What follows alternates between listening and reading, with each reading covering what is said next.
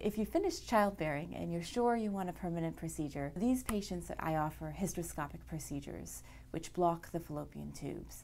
This procedure is a procedure where we put a small camera into the cavity of the uterus, we visualize both fallopian tubes, and we block the fallopian tubes.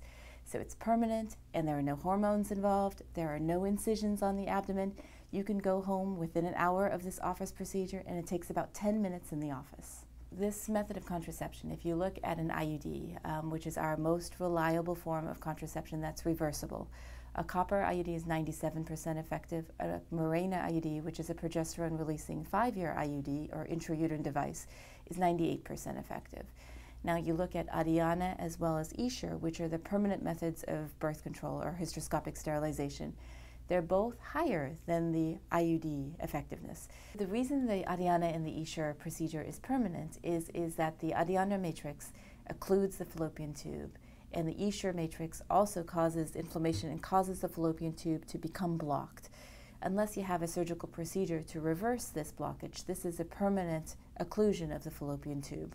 Most of my patients are telling all of their office mates and their friends about this procedure because patients are not very aware of this great option for them that can be offered in the office.